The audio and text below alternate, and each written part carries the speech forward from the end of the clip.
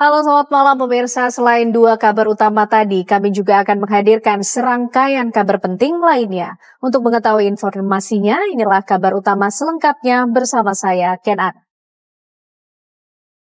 Sebuah rumah yang berlantai 3 di kawasan Utan Panjang, Kemayoran, Jakarta Pusat terbakar. Kebakaran pusat pertokoan di Kota Garut, Jawa Barat membuat panik warga dan pemilik toko. Meski tak ada korban jiwa, 3 penambang emas ilegal tertimbun longsoran tanah saat melakukan penggalian ke dalam lubang. Pemirsa, viral di media sosial, video warga menunjukkan munculnya asap tebal dari lubang tambang di kawasan izin usaha pertambangan PT Antam yang berlokasi di Kecamatan Nanggung, Kabupaten Bogor. Petugas pemadam kebakaran Kabupaten Nganjuk, Jawa Timur mengevakuasi seekor ternak sapi milik warga yang tercebur ke sumur sedalam 20 meter. Selama sekitar 6 jam, petugas harus ekstra hati-hati untuk mengangkat sapi yang bunting tersebut. Sebuah bus penumpang terbakar di Jalan Tol Trans Sumatera, Kabupaten Lampung Selatan. Kobaran api dengan cepat membesar hingga membakar seluruh bagian.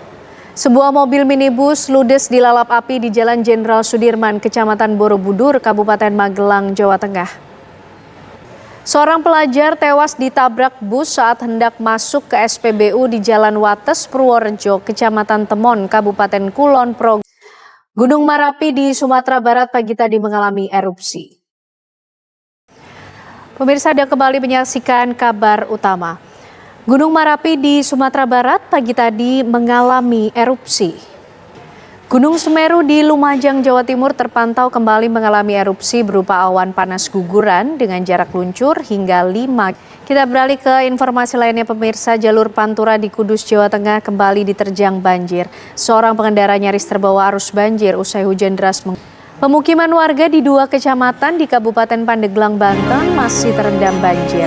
Namun banjir terpantau mengalami penurunan dari hari sebelumnya yang saat ini terpantau di ketinggian 50 hingga 100 cm. Terjangan banjir bandang susulan dan tanah longsor beberapa waktu lalu, sejumlah akses jalan utama di Kecamatan Tripe Jaya, Kabupaten Gayo Luas Aceh. Badan Penanggulangan Bencana Daerah BPBD Biruan dituding menimbun bantuan banjir 2025. Narasi dalam video viral yang beredar di media sosial disebutkan puluhan ton bantuan logistik dibiarkan menumpuk di gudang lingkungan BPBD dan Dinas Sosial Biren Aceh. Umum Palang Merah Indonesia, Yusuf Kala menyerahkan sejumlah bantuan bagi para pengungsi korban banjir di Aceh Utara, Aceh. Bantuan tersebut diterima oleh Gubernur Aceh Muzakir Manaf di gudang PMI Kecamatan Sawang, Aceh Utara. Presiden ke-7 Joko Widodo buka suara terkait pertemuannya dengan 2 tersangka kasus pencemaran. Anda masih bersama kami di kabar utama. Pemirsa, Presiden ke-7 Republik Indonesia Joko Widodo buka suara mengenai pertemuannya dengan 2 tersangka kasus pencemaran nama baik terkait dugaan ijazah.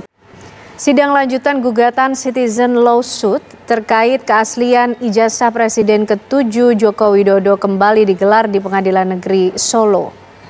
Dalam sidang, penggugat menghadirkan 2 saksi, salah satunya Wakapolri tahun 2013 hingga 2014, Komjen Pol Purnawirawan Ugroseno.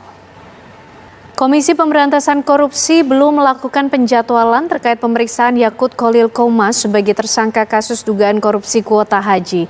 Pemeriksaan tersebut akan dijadwalkan dengan memeriksa saksi-saksi lainnya. KPK juga akan memanggil saksi lain untuk memberi keterangan yang berkaitan dengan inisiatif pengambilan diskresi pembangkit kuota haji dan aliran uang. Dan berikut pernyataan juru bicara KPK, Budi Prasetyo.